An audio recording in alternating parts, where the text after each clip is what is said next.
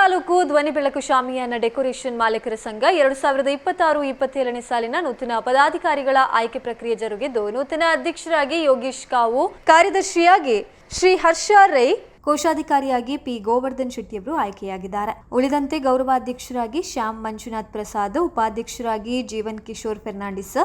ಜೊತೆ ಕಾರ್ಯದರ್ಶಿಯಾಗಿ ವಿನ್ಸನ್ ಕಿಶೋರ್ ರೇಗೋ, ಸಂಘಟನಾ ಕಾರ್ಯದರ್ಶಿಯಾಗಿ ಮನೋಹರ್ ಶೆಟ್ಟಿ, ಗೌರವ ಸಲಹೆಗಾರರಾಗಿ ಹಸನ್ ಸಿಪ್ರಿಯನ್ ಮೋರಸ್, ವಿಲಿಯಂ ಪಿಂಟೋ, ರಾಮಕೃಷ್ಣ ಕೆ, ನಾಗೇಶ್ ಕೆ ಬಲ್ನಾಡು, ಸಮಿತಿ ಸದಸ್ಯರಾಗಿ ಅನೀಶ್ ಶೆಟ್ಟಿ, ಜನಾರ್ದನ ಕೆಮ್ಮಾಯಿ, ಸುಧೀರ್ ಬಲ್ನಾಡು, ವಸಂತ ಬೆಳ್ಳಿಪಾಡಿ, ವಿಶ್ವನಾಥ್ ಪಂಚಮಿ, ನವೀನ್ ಜನನಿ, ಅಬ್ಬಾಸ್ ರಾಯಲ್, ಧನಂಜಯ್ ಪಂಚಾಕ್ಷರಿ, ಲೋಕೇಶ್ ಸ್ಕಂದ, ಸೀತಾರಾಮ್ ಬಲ್ನಾಡು, ಪ್ರಕಾಶ್ ಡಿಸೋಜಾ, ಆಶೀರ್ವಾದ,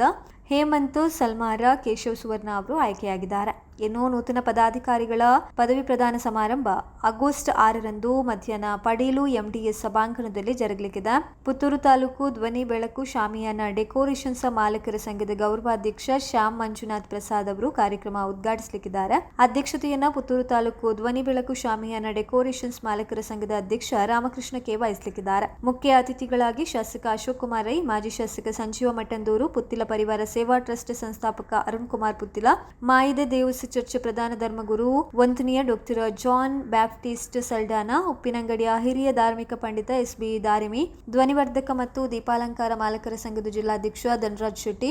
ಶಾಮಿಯಾನ ಮಾಲೀಕರ ಸಂಘದ ಜಿಲ್ಲಾಧ್ಯಕ್ಷ ಬಾಬು ಕೆ ವಿಟ್ಲ, ಕರ್ನಾಟಕ ರಾಜ್ಯ ಶಾಮಿಯಾನ ಡೆಕೋರೇಷನ್ಸ್ ಧ್ವನಿ ಮತ್ತು ಬೆಳಕು ಕ್ಷೇಮಾಭಿವೃದ್ಧಿ ಸಂಘದ ಸಹ ಕಾರ್ಯದರ್ಶಿ ರಾಜಶೇಖರ್ ಶೆಟ್ಟಿ ಕುರ್ತಮಗಿರು, ಪುತ್ತೂರು ತಾಲೂಕು ಧ್ವನಿ ಬೆಳಕು ಶಾಮಿಯಾನ ಡೆಕೋರೇಷನ್ಸ್ ಮಾಲೀಕರ ಸಂಘದ ಕಾನೂನು ಸಲಹೆಗಾರ ಶ್ರೀ ಗಿರೀಶ್ ಮಳಿ, ಪುತ್ತೂರು ನಗರ ಠಾಣೆಯ ಪೊಲೀಸ್ ನಿರೀಕ್ಷಕ ಜಾನ್ಸನ್ ಡಿಸೋಜಾ ಅವರು ಭಾಗವಹಿಸಲಿದ್ದಾರೆ ಎಂದು ಸಂಘದ ಉಪಾಧ್ಯಕ್ಷ ನಾಗೇಶ್ ಕೆ ಬಲ್ನಾಡು,